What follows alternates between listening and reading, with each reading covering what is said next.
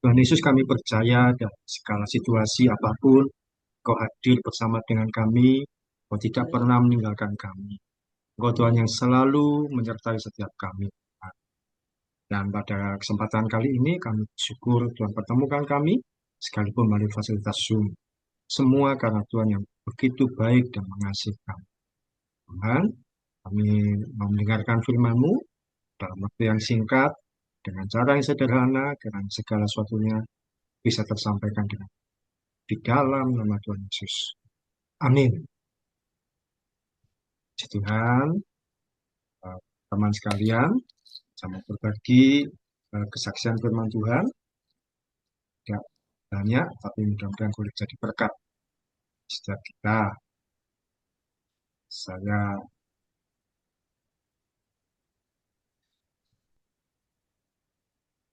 saya akan bacakan firman Tuhan dari kitab Yosua pasal 6 ayat 3 sampai 4. Ya, bersyukur kita kali ini ada kesempatan kembali untuk bertemu melalui Zoom setelah sekian lama. Kemudian bulan yang lalu Mei saya coba, dan waktu itu beberapa teman bisa hadir, 5 orang kalau nggak salah. Nah, puji Tuhan hari kita pun bisa ada kesempatan sekutu bersama. Saya dasari firman Tuhan dari Yosua 6 ayat 3 sampai 4. Titik-titik ini adalah ayat Yosua 6 ayat 3 sampai 4, ayat 3, haruslah kamu mengelilingi kota itu, yakni semua prajurit harus mengedari kota itu sekali saja. Demikianlah harus engkau perbuat 6 hari lamanya. Dan 7 orang imam harus membawa 7 sangkakala tanduk domba di depan tabut. Tetapi pada hari yang ketujuh, 7 kali kamu harus mengelilingi kota itu, sedang para imam meniup sangkakala. Ada satu prinsip doa yang saya mau ajarkan atau saya mau bagikan, saya mau sharingkan untuk semua kita, baik kita yang kali ini secara langsung melalui Zoom atau nantinya ketika ini akan saya tayangkan di YouTube. Prinsip doa peristiwa ini yaitu ketika bangsa Israel mereka sudah masuk tanah Kanaan dan mau merebut meruntuhkan tembok Yeriko, sebuah peristiwa yang tentu kita sudah kenal. Dan seringkali kalau peristiwa tembok Yeriko selalu dihubungkan dengan pujian dan penyembahan. Kalau mereka bersorak-sorai dengan kekuatan pujian penyembahan bersorak-sorai, tembok Yeriko itu pun runtuh. Tapi ada satu hal yang mungkin terlewatkan. Sebelum tembok Yeriko runtuh, tembok Yeriko runtuh itu pada hari ketujuh. Hari 1 sampai ke 6, mereka diperintahkan untuk mengelilingi tembok itu 1 hari sebanyak 1 kali. Jadi selama 6 hari itu 6 kali. Kemudian di hari ketujuh mereka 7 kali. Jadi kalau di total 13 kali. Tapi dalam 6 hari itu mereka berkeliling 1 kali. Mereka tidak berbuat apa-apa. Hanya berputar. Diam saja. Tidak mengucapkan satu kata pun. Sambil membawa alat-alat perang. Besoknya melakukan hal yang sama. Diam aja. Sampai hari yang ke-6. Baru hari yang ketujuh itu yang peristiwa yang spektakuler yang kita sudah kenal sejak kita belajar firman Tuhan di sekolah minggu sampai kita dewasa bahwa ada kuasa pujian dan penyembahan. Tapi ada satu prinsip doa yang seringkali terlupakan dari peristiwa tembok Yeriko ini apa? Yaitu ada yang namanya saya sebut kuasa diam. Apa yang dimaksud kuasa diam? Ketika mereka berkeliling itu mereka diam. Yang pertama yang saya mau sampaikan ada kalanya kita ini diam, nunggu janji Tuhan. Diam aja. Kalau kita terima janji Tuhan, simpan saja dalam hati. Sebab tidak semua orang mengerti yang akan kita sampaikan. Sebab tidak semua orang mengerti janji Tuhan yang kita terima. Diam saja. Mungkin ya perlu sharing ke 1 2 orang yang kita anggap, oh kalau sama dia enggak apa-apa. Oh kalau sama dia ini pembina saya enggak apa-apa saya sampaikan. Kalau sama dia aman. Tapi jangan ngomong sembarang orang. Ketika kita semakin bocor ngomong ke banyak orang, janji Tuhan nanti akan semakin, mungkin tidak batal, tapi bisa jadi akan semakin lama. Zakaria, kita tahu di kisah Natal ada satu orang bernama Zakaria, Imam Zakaria. Ketika dia sekian tahun berdoa minta anak, 1 kali Tuhan datang melalui malaikat Tuhan, Gabriel memberi berita bahwa dia akan punya anak. Zakaria dibuat bisu. Kenapa? Karena kalau dia tidak bisu, dia akan ragu-ragu apakah benar yang dia dapatkan ini, kemudian dia mungkin menyampaikan ke orang lain juga, akan menggugurkan eh, berita yang disampaikan oleh malaikat ini. Dia dibuat bisu supaya jangan sampai janji Tuhan itu gugur dari hidup. Abraham pun juga demikian ketika dia menerima janji bahwa dia akan mendapatkan keturunan. Dia tidak banyak berbicara kepada siapa. Kuasa diam ini perlu kita miliki ketika satu kali kita berdoa kepada Tuhan dan kita terima janji Tuhan, ada pemulihan di keluarga kita, ada kebaikan-kebaikan untuk anak kita nanti. Ada situasi-situasi yang mungkin kita tidak bisa menduga, bahwa kita terima, kita percaya bahwa sekarang ini situasiku nggak mungkin, ekonomiku nggak mungkin. Tapi aku percaya ada situasi perubahan di depan. Kita mungkin nggak bisa menyampaikan pada banyak. Kita terima itu, kita simpan itu. Bahwa satu kali anak-anakku akan berhasil. Bahwa satu kali keluargaku dipulihkan. Bahwa satu kali keberadaanku di sini jadi berkat bagi orang lain. Kita mungkin nggak ngerti apa yang terjadi. Tadi ya. Bahkan kalau Anda semua ingat peristiwa satu kali Tuhan Yesus diminta menyembuhkan seorang anak yang ternyata sudah mati. Tuhan Yesus berkata pada rombongan orang-orang yang menangis yang di rumah itu, dia berkata, diam, ini sudah tidur, ini sedang tidur. Dan Tuhan Yesus ditertawakan. Apa yang terjadi di ayat itu, Tuhan Yesus berkata, apa dituliskan, mengusir orang-orang itu. Supaya apa? Jangan ada banyak orang yang malah berkomentar. Yesus masuk ke situ, ditutup pintu dan doa. Sebab kalau ada banyak orang yang di situ yang berkomentar, maka ya tentu akan mempengaruhi. Ya bukan berarti Tuhan Yesus terpengaruh, tapi kan situasi jadi tidak nyaman. Terjadi kesembuhan dari orang yang anak yang sedang mati. Ada kalanya kita diam menunggu janji Tuhan, kita simpan. Dalam doa kita yang penuh dengan air mata di kamar sendirian, Tuhan, saya percaya Kau sanggup ubahkan keluarga, Kau sanggup ubahkan hidup. Kau sanggup membuat hidupku ini berarti Tuhan, sekalipun mungkin di mata orang lain nggak ada apa-apanya, sekalipun nggak punya apa-apa. Percaya Tuhan sanggup. Kita diam menunggu janji Tuhan. Mungkin janji Tuhan kita baca firman Tuhan, tiba-tiba kita ada satu bagian firman Tuhan yang pas buat kita. Yang berkata bahwa seorang Bapa akan memberi yang terbaik untuk anak-anaknya, misalkan seperti itu. Dan kita terima ini janji Tuhan. Meskipun kelihatannya tidak mungkin. Atau mungkin kita dengar firman Tuhan, khotbah dari orang, dan kita merasa dari seorang hamba Tuhan, oh ini pas buat saya. Toh. Itu jadi janji Tuhan yang saya terima. Keluarga kita dipulihkan, kehidupan kita diubahkan, dan sebagainya. Atau bahkan mungkin kita sendiri terima pesan Tuhan. Mungkin itu adalah hal yang eh, kelihatannya tidak mudah untuk kita capai. Kita diam, simpan itu baik-baik dalam hati. Jangan banyak dibocorkan sampai semuanya terjadi satu persatu di dalam. Ketika saya memulai pelayanan 2015 dengan pesan yang saya terima bahwa kerjakan pelayanan melalui media sosial, mendoakan yang di Facebook dan sebagainya. Satu pelayanan yang baru yang mungkin tidak banyak orang kerjakan. Dan saya kerjakan pelan-pelan dengan tahun 2015, 2016, 17 dan sebagainya. Pelayanan media sosial yang sampai hari ini saya kerjakan.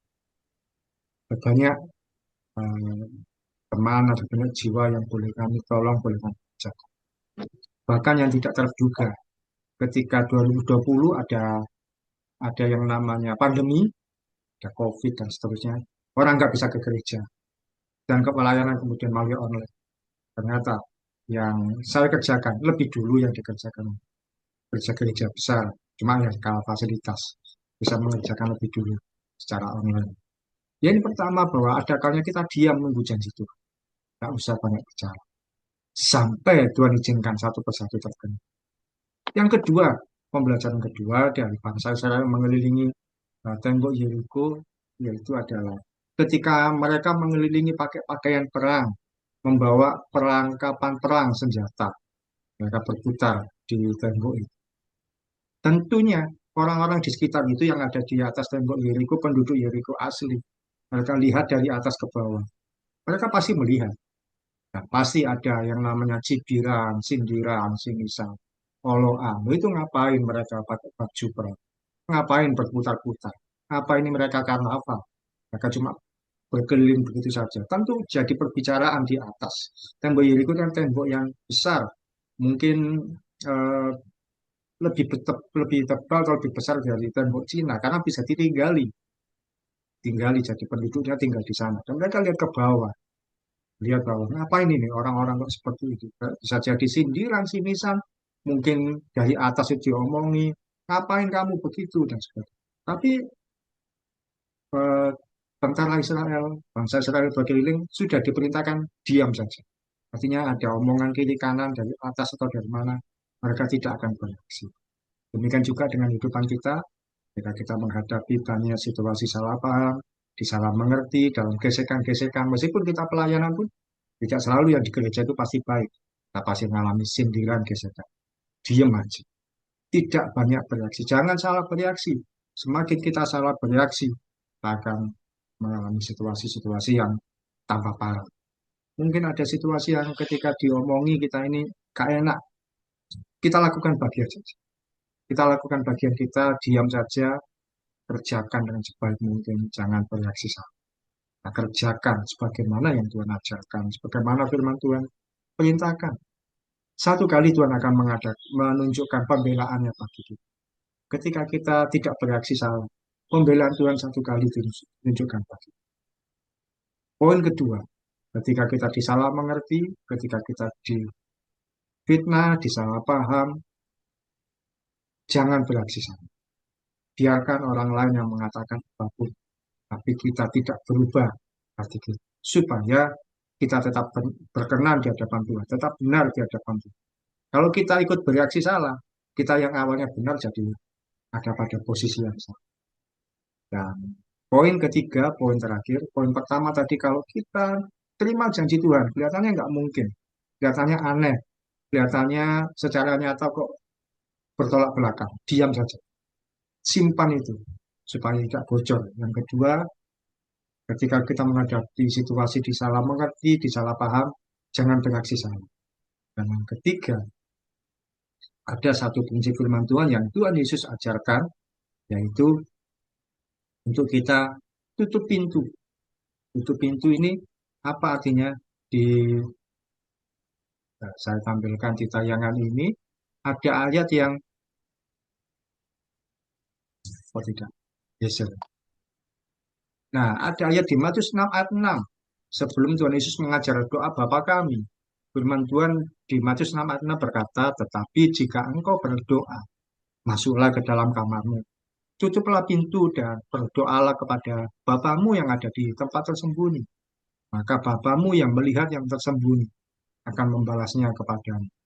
Salah satu prinsip diam yaitu kita adukan permasalahan kita kepada Tuhan di tempat yang rahasia, yang tidak perlu orang lain tahu, di tempat yang tersembunyi. Di situ kita bebas sharing kepada Tuhan. Di situ kita bebas mengadukan kepada Tuhan. Di situ kita bebas untuk bercerita kepada Tuhan tentang situasi yang kita alami. Apapun mungkin kita hadapi, kita sharing kepada Tuhan. Di tempat yang tersembunyi, Tuhan pasti mendengar. Tuhan pasti uh, menerima dan pasti menjawab yang kita doa. Ketika kita tidak bereaksi salah, kita bisa tetap diam, tapi kita juga nggak cukup diam, tapi adukan kepada Tuhan. Tempat yang tersembunyi, Tuhan pasti mendengarkan. Seringkali ketika dalam situasi yang kesulitan, kita lebih mudah untuk mengadukan pada manusia daripada pada Tuhan. Akhirnya ya terjadi ya situasi yang kacau, yang salah paham, dan sebagainya. Lebih baik kita mengadukan kepada Tuhan. Ada satu lagu yang lagu rohani ya. Kalau didengar-dengar awalnya kelihatannya baik, tapi ternyata kok diperhatikan nggak bagus juga. Ya, mohon maaf kalau yang pelayanan pujian penyembah. Ada lagu yang begini. Ku tak akan menyerah pada apapun juga sebelum ku coba semua yang ku bisa. Nah, artinya kan dia harus mencoba ke sana sini dulu baru ke Tuhan. Bukan lebih baik lurus ke Tuhan dulu. Lurus ke Tuhan saja. Nggak belok-belok ke sana sini. Kalau mencoba sana sini gagal baru ke Tuhan, artinya kan ya. Katakan kurang juga keluarga. Satu kesaksian terakhir dari saya, 3 tahun lalu, saya ingat 18 Maret 2024, ada satu kesalahpahaman yang tidak terselesaikan. Saya dipanggil oleh kepala sekolah, dituduhkan hal yang tidak semestinya, dituduhkan hal yang saya tidak tahu bagaimana saya harus menjawabnya. Saya dianggap apa? Memang ada satu anak yang saya dukung, saya biayai sekolahnya, salah satu ya dia anak rohani saya memang. Tapi ternyata dibuat salah paham. Ada orang-orang yang mengadukan bahwa oh itu Pak Oki itu suka dengan anak ini, artian suka sebagai lawan jenis. Diadukan kepada kepala sekolah, disampaikan yang tidak semestinya. Nah, satu kali tanggal 18 Maret itu saya menghadap kepala sekolah, saya dimarah-marahi, saya apa dibentak-bentak dan sebagainya. Saya cuma diam karena saya percuma menjawab pun juga akan menjadi salah paham. Saya diam saja 1 jam setengah saya dimarah-marahi 3 poin. Wah, gini ya diantaranya Anda suka dengan ini, Anda ini. Yes. Ya, saya mau bagaimana? Mau bilang apa juga mati ya serba salah. Sampai pada 1 jam setengah saya ini berpikir kalau saya terus-terusan begini nanti nggak berhenti. Jadi saya bukan bermaksud membela diri, tapi supaya situasinya berakhir dimarahi terus kan juga nggak enak kali ini. Karena saya berkata, ya sudahlah kalau memang ada kesalahan saya minta maaf. Saya minta maaf untuk saya. Ketika saya ngomong itu, kepala sekolahnya berhenti. Apa, sudah diam. Terus saya dikasih surat bahwa saya tidak lagi berlanjut di sekolah itu. Terus itu saya terima. Surat itu ya saya baca di rumah isinya kok salah semua, tidak sesuai, tidak apa-apa. Artinya itu ditulis bahwa ini adalah surat SP3, padahal tidak ada SP1 dan SP2. Atau juga surat itu tidak ditandatangani kepala sekolah, tidak ada stempel. Berarti kan tidak sah. Ya itulah. Tapi ya saya tidak mau bereaksi sama. Itu bulan Maret, situasi awal-awal saya sempat berpikir Tuhan bagaimana ini kehidupan kami ke depan. Maret, April, ya saya jalani dalam situasi yang berat. Berat itu dalam arti ke depan bagaimana. Istri saya tidak ada masalah karena dia tahu bahwa kerjakan pelayanan saja. Dan saya juga tetap mengalami situasi yang penyesuaian di hati saya. Maret, April, Mei, sampai satu kali bulan Juni saya jadwal pelayanan, saya khotbah di gereja. Setelah saya menyiapkan firman Tuhan, ada teman saya, eh, teman dulu sesama guru di sekolah tersebut, dia datang ikut ibadah, dan dia cerita satu hal yang tidak pernah saya duga. Dia bercerita bahwa ada guru-guru yang resign. Dia sebutkan guru ini resign, resign, resign. Tapi ada guru yang diberhentikan. Bukan resign, bukan mengundurkan diri. Diberhentikan oleh sekolah.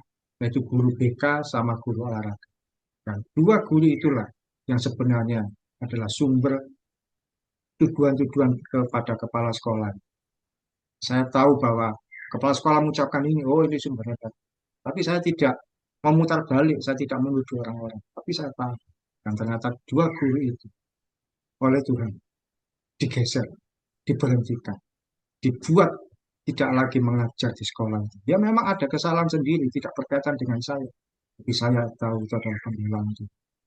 Guru BK dan guru olahraga. Ketika saya mengajar di kelas tertentu, guru BK ini seringkali memata-matai lewat kiri kanan berkali-kali. Nah, guru olahraga ini pun juga yang saya tahu ada ucapan yang dia ucapkan itu ternyata itu keluar di kepala sekolah. Ya, mereka diberhentikan keluar. Berapa bulan yang lalu guru olahraga saya minta maaf Pak. Dia yang membuat saya tertuduh. Tapi ya sudah, enggak, ya saya maafkan saja, tidak terjadi ya, apapun juga, karena saya juga tidak bisa kembali mengajar. Pembelaan Tuhan dinyatakan bisa. Dan juga ketika kita ada dalam satu kali, kita dalam situasi tidak menentu. Terima janji Tuhan atau terima situasi yang kita seharusnya berubah, ada perubahan. Kita diam, tidak membocorkan kemana. Yang kedua, jangan beraksi salah. Yang ketiga, yang pasti adalah adukan pada. Itu yang bisa saya sharingkan. Dekat setiap kita bahwa ada prinsip doa selain pujian penyembahan, prinsip kita diam supaya kita tidak mengeluarkan mengucapkan. Hmm, ya. Oke, itu